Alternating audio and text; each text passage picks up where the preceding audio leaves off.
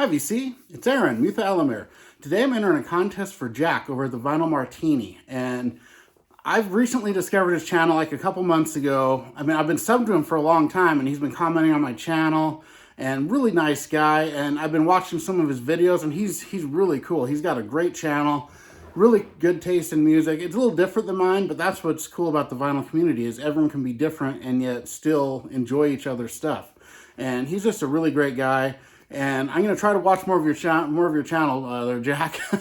I just have very limited time to watch videos, and I'm actually subbed to 11 or 1,200 channels. I try to sub to every vinyl community channel that I discover, and I just think that's a great way to help support everybody. Even if you don't watch them, give them a sub and support them. And if everyone did that, everyone would be up over 1,000 subs, and I've been saying that for a couple years now. And I'm going to give a couple shout outs here to some channels that I think it's criminal that they're not over 1,000 subs, really. The first one is going to be Logan over at Murmur Than Hell. And Logan has been around the vinyl community for, I think, over a decade. And he's getting close to 1,000, but he could really use that extra push to get there. One of the most knowledgeable guys in the vinyl community. He just astounds me, his knowledge of obscure bands, and he knows every single subgenre. I don't know, I'm really bad at subgenres, but he knows every breakdown of every subgenre. Really cool guy. I'm friends with him, been friends with him for a few years now, ever since I joined the VC, really. And he's just such a great guy. I'll leave a link to his channel down below, and go sub him if you can. Get him over 1,000. I can't believe he's not there. Logan, one of the best in the vinyl community. The next one, which it's unbelievable that he's not at 1,000 subs, is Chris over at Blues Guy Vinyl. And he is the expert of blues in the vinyl community. I mean, there's some other great blues guys out there, but Chris is just phenomenal. He's from Canada, really cool guy. I've known him for a couple years as well. Just an awesome guy and an authority on blues, but he likes other stuff too. Really cool. I'm going to leave links to their channels down below.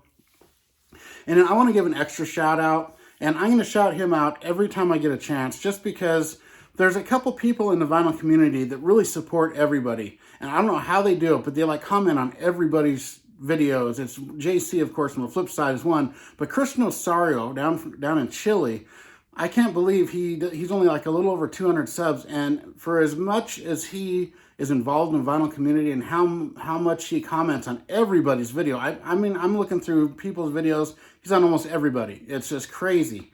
It's hard to believe that he doesn't have more subs. So sub those three guys up. They're all great. And now I'm going to go into my my discography here. And I have the full discography of the band I'm going with, but they have a bunch of, spin-off bands. When I'm going to show what I have, everything I have on vinyl from this band and everything related to them. And there's a lot. So I'm going to go with the band Caius, who was a Palm Springs stoner band that was formed in 1987 by John Garcia on vocals, Josh Homme on lead guitar. You had Brant Bjork on the drums and Chris Cockrell on the bass originally. And they were originally known as Katzenjammer, and from 1987 to 89. Then they changed their name to Sons of Caius from 1989 to 1991. And when their first album, Wretch, came out in 1991, they shortened their name to just Caius. And Caius is a name they got from Dungeons and Dragons. I don't really know exactly a lot about Dungeons and Dragons, but it's from there. Sons of Caius and Caius are both terms from that, some kind of demigod or something. I'm not an expert on Dungeons and Dragons, but that's where they got the name from. And they were one of the founders of the stoner metal movement. They were one of the original bands that were credited for that. So first off, I've got the Sons of Caius album, and this is a repress, of course. It was released in 1990. They even have the song Katzenjammer on here, which is really cool. Awesome song. And a few of these songs actually appeared on their first full-length record as Caius. And then, so for the first full-length record, they got a new bass player, Nick Oliveri, who's awesome. Love Nick Oliveri. And he was on this album, Wretch. But Wretch is their debut, 1991. And this album just totally kind of changed music, because it's just one of the first stoner metal records, and it's just awesome. Very raw. This album's very raw. Awesome album. And they have this sludgy, kind of distorted sound, it's almost Black Sabbath-ish in a way, but it's different too. But awesome record with the Wretch here to start off. The next year, in 1992, they came out with this masterpiece called Blues for the Red Sun. And this one here had the same lineup. For the first two albums, they had that same lineup with, John Garcia, Josh Homme, Brant Bjork, and Nick Oliveri. And this album here had a semi-hit on MTV called, what the hell's it? Green Machine. Awesome song. This whole thing is just killer. It's got a lot of really cool instrumental stuff in it. Great songs. This is one of my favorite albums of all time, Blues for the Red Sun by Kyuss.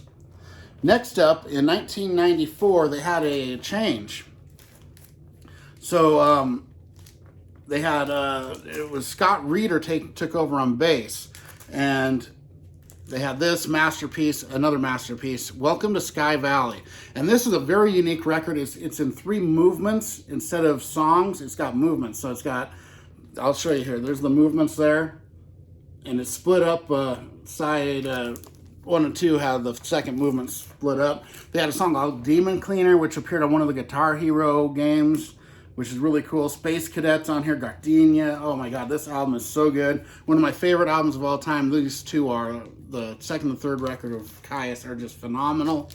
And then 2 years, well, I also have this, I have two different pressings of that one. And then later on, they put out, in 1995, they added Alfredo Hernandez on drums instead of Brant Bjork. And then they put out And the Circus Leaves Town. This is their final studio album, 1995. Another phenomenal album. This has got some great stuff on it too. I mean, every album they did is just amazing. They're one of my favorite bands. And I love this cover. It's one of those where you look at it both ways and it's one of those trippy covers like that. I love that. And then I also have the Best of Kyuss on vinyl. And this has a lot of stuff that wasn't on the albums on it, which is really cool. A best of, and it has some songs from there, but a lot of stuff that's like B-sides or singles, stuff like that on it. There's the tracks. And this is excellent sounding. I love this. This is the best sounding Kyuss record. This and Wretch sound the best on vinyl. Just awesome sounding. But it's just too bad they broke up in 1995. But a bunch of bands came forth after they broke up. Now, there's bands called Mondo Generator, Che, Unida, Slow Burn, The Desert Sessions, 10 East, and Stoner. I don't have any albums by any of them. Unida, I do have a burnt CD. That's awesome. That's John Garcia's side project. So is Slow Burn. Awesome stuff. Now, a few years later, in 2010, 3 of the guys reformed, which were John Garcia, Brant Bjork, Nick Oliveri, and they were going to put out an album called Kyuss Lives, and they added the guitarist, what was his name? It's Bruno Fevri on guitar. But they had a big legal battle with Josh Homme over the name, and they ended up changing their name to Vistacino for this one album piece. And this is just like a Kyuss record. It is awesome, just a phenomenal record. The only thing different is the guitarist, and it's just, oh my God, I love Vistacino. One of the best albums of the since the year 2000, as far as I'm concerned. Top 10 album for me since the year 2000. I love Vistacino. I might have to play that on a Tipsy Tuesday. It's excellent. And then, so I'm going to show some of the side projects they have too. And I'll start off with the singer, John Garcia, one of my favorite singers ever. He had a few solo records. This is the first one, John Garcia. And this is another one of my favorite records of the last 25 years. This is just phenomenal album, this John Garcia. A bunch of guest stars on it, Nick Oliveri, other guys, and it's one of the best solo albums ever. Then he put this acoustic solo album out called The Coyote Who Spoke in Tongues, and they do some Kyuss stuff, some of his solo stuff, all kinds of stuff on here. It's awesome, and it's just amazing, and you really get to hear John Garcia's voice really well on it, which he's kind of buried in the mix a lot on the Kyuss stuff, which is too bad because he's such a great singer.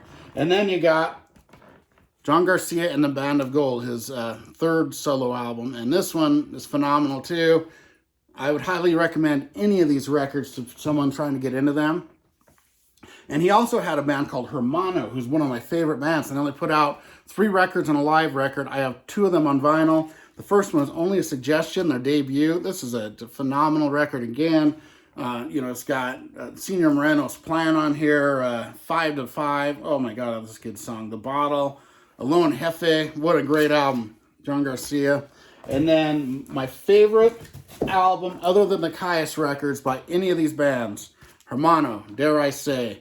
This album is a masterpiece. Another, I was going to say, the masterpiece albums would be the 2 Caius records I said, and this, and then the rest of them are all phenomenal. But Dare I Say by Hermano, one of my favorite records of all time. And I have to thank my buddy JC for gifting this to me as a VCLT. I never thought I'd have it on vinyl, and I'm still thrilled to have it. Thank you so much, Josh. And it's just a phenomenal album all the way through. I played part of it on a Tipsy Tuesday. I might go back and play this whole thing on one because it's that good. It's just phenomenal. And then John Garcia was also in United, Slow Burn, like I said. And then you got Brant Bjork, the drummer, who has been in some side projects, had some solo stuff. The only things I have that aren't Caius from him, he was on a couple Fu Manchu records, including this one here, Godzilla's Eating Dust. And Josh Homme also appears on this album, but not as a member, just some extra percussion. But that's an awesome album. And then also this one, which was a VCLT from my great friend JT. From JT's record. Wow, man, he's a cool guy. Down from Nevada. And this is California Crossing Demos. So he was on 3 or 4 Fu Manchu records as the drummer, Brant Bjork. And then I don't have all the I have a bunch more Fu Manchu. I just showed the ones he's on that I have. And then you got Nick Oliveri, the bass player. And this here is Nick Oliveri Death Acoustic. What an amazing record. There's nothing quite like this. It's an acoustic record. And it's called Death Acoustic because it's kind of got some death metal vocal style at parts of it. But it's just phenomenal. This album is one of my favorite acoustic records of all time. Just, oh my God, it's good. And they even do a G.G. Allen cover on here. And they do a Danzig Misfits song, Hybrid Moments, a Caius song.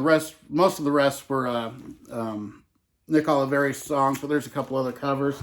And then I also have this, Heavy Psych Sounds, Nick Oliveri, N.O. Hits It All, Volume 7, which Nick Oliveri hits it all, and then Volume 7, which is odd. And this is just stuff from different projects he was in, really cool. He even does a version of I Want You, She's So Heavy on here, which is cool, with Mondo Generator, which is one of his side bands. Great album. So happy I found that. And now I'm getting to Josh Homme. Now, Josh Homme is the most prolific of these members by far.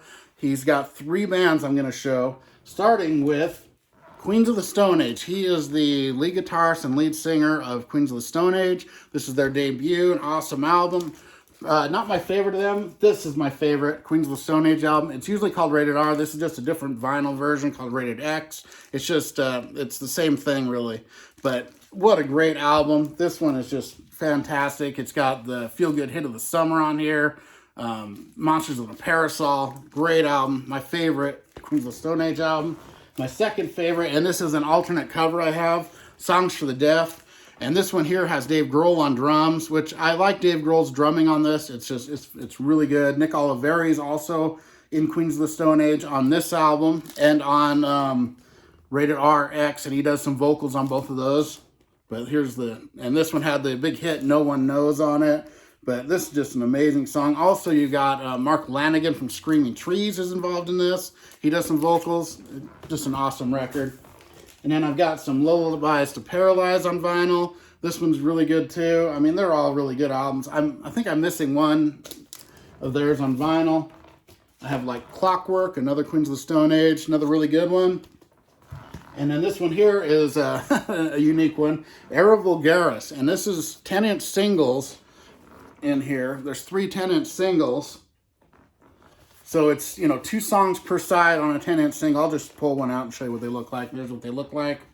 They've got these weird, these cool deals here. But it's a very odd one to keep in your collection because it's too short, but it's the same length as a record, so you can keep it in with them, but it's short, so it's kind of weird. Can't really find a sleeve to fit that right. And then we got the album Villains, another great Queens of the Stone Age record here. And their most recent album is In Time's New Roman, another really good one. And then also, this is a really cool project that Josh Homme did. This is called Them Crooked Vultures. And this is Josh Homme on lead guitar and vocals. You got Dave Grohl on the drums, and then he does a little bit of vocals. And I don't mind him when he does some vocals, a little, like he does on this, because he just kind of singing parts of the chorus and little bits here and there. And then John Paul Jones is on bass from Led Zeppelin, and he does all kinds of different instruments in this. This is a phenomenal super group album. Them Crooked Vultures, they've only had this record, and I would highly recommend this one if you don't know it. It's a great album. It's just amazing. And then the other band that Josh Homme is in, which he doesn't play guitar, he plays drums and does vocals, but he's like the secondary vocalist, and he does, you know, all kinds. It's a two-man band called Eagles of Death Metal, and this is their debut. And I love the Eagles of Death Metal records. They're awesome. And then you got Death by Sexy, their second album, which I just played on a Tipsy Tuesday not long ago. Really good album. Their third album is called Heart On. Play on words there. Really good album too. And there he is, Josh Homme, along with Jesse Harms there. He's the lead singer and guitarist, and awesome musicians. And then you got my favorite album they did, which is Zipper Down. This is a phenomenal album. I would put this in the masterpiece category as well. It's just so good. And they even do a really cool version of Save a Prayer, the Duran Duran song. It's really unique how they do it. Love this album. This is one of my favorite albums too. I love this. And then you got these two records. This is an EP, and this is called Boots Electric, Pigeons of Shit Metal. And they got that name from Sharon Osbourne. They were on the Ozfest, and she didn't get along with them, so that's what she, instead of Eagles of Death Metal, she started calling them the Pigeons of Shit Metal, so they ran with it. And there you go. This is actually a really hard EP to get. This is the original one, and it's got Gouge Away on it, the Pixie song. Really cool. They do a great version of that. And then he put this out, which is a lot of the songs from that Gouge Away isn't on this, though. And this is Boots Electric, your favorite songs that nobody heard or something like that. But this is awesome. It's all cover songs. They got the God of Thunder, the version, like the Paul Stanley version of that. It's So Easy, the Guns N' Roses song. High Voltage / It's a Long Way to the Top If You Want to Rock and Roll. They mixed those two songs together. Really cool. They do So Alive by Love and Rockets on here. Beat on the Brat from the Ramones. Abracadabra. Steve Miller. I like it way better than the Steve Miller version. But the second side is really unique because they do Careless Whisper, a heavy version of that, the Wham song, and Family Affair, that hip-hop song. And I don't know how they pulled it off, but it's amazing. And then there's other stuff on here too. But this is just phenomenal. So there we go. That's what I have from the Caius Tree. And everyone go sub to those channels. Vinyl Martini, you're awesome. And I'll see you all next time.